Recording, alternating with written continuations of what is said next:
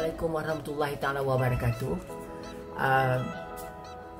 Salam kuliah budaya, dan saya mengambil kesempatan mengucapkan ribuan terima kasih kepada pihak USIM kerana memberikan saya peluang untuk membuat resensi 2 buah buku. Nama saya Ramli bin Wahab. Saya adalah tutor sambilan bahasa Inggeris di Open University Batu Pahat. Saya juga ahli pena seumur hidup, dan saya mendapat anugerah hadiah sastra kumpul utusan dalam bidang rencana sastra pada tahun 2017 dan 2018, serta anugerah sastra Johor pada tahun 2018 bidang puisi eceran. Buku yang pertama adalah buku yang ditulis oleh Nisa Harun, iaitu menulis mengatur diri berfikir, ya. Dan buku yang kedua adalah kumpulan puisi Suara Orang Berbangsa, karya saya sendiri. Okay. Buku yang pertama, buku Nisa Harun, ya, memang sesuai dengan sesiapa saja yang ingin menulis ataupun ingin membuat rujukan tentang rencana-rencana sastra, ya. Dia merujuk kepada beberapa penulis-penulis tanah air yang ternama seperti Zaid Kasturi, S.M. Zakir, Utaya Sangkar SB, Masli NO, dan ramai lagi. Ya, buku ini jelas, ya, buku ini jelas memberikan satu gambaran yang positif untuk kita menulis, dan bagaimana kita mengatur daya pemikiran kita untuk menulis, untuk menghasilkan sebuah rencana sastra yang bertenaga dan juga boleh memberikan impak yang positif kepada para pembaca. Jadi jika sesiapa yang berminat, ya, bolehlah mendapatkan buku ini, ya, terbitan Dewan Bahasa dan Pustaka. Harganya RM16 saja. Okey. Baiklah, sekarang buku yang kedua. Ini buku saya. Okey. Okey, Suara Orang Berbangsa adalah kumpulan puisi yang saya tulis dan kumpul selama 20 tahun. Dan kumpulan puisi ini lebih kepada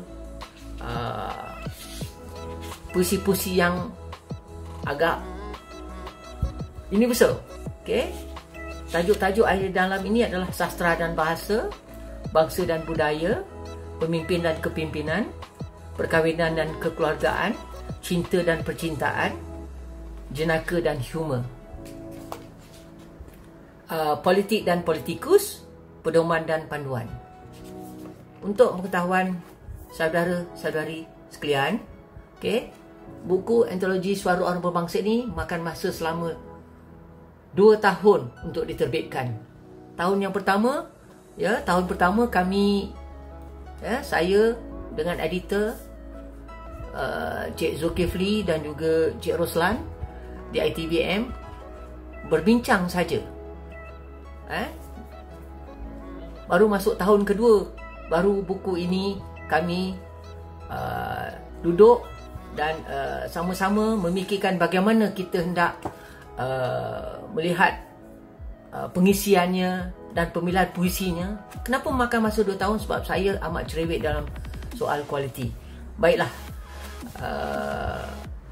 saya membacakan sedikit blurb di belakang ini. Okay.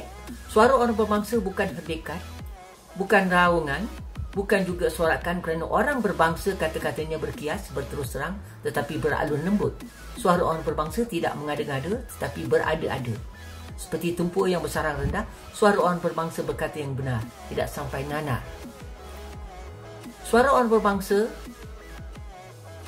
mengajak kita mencelikkan mata dan memutihkan hati tentang kecintaan kepada negara dan bangsa, agar akar dan asal mula yang mencerdikkan dan mentamadunkan kita, Melayu, Islam dan bahasa, tidak cair lalu hanyut di telan zaman. Bangsa membina bahasa, bahasa membina budaya, budaya membina negara, negara membina bangsa.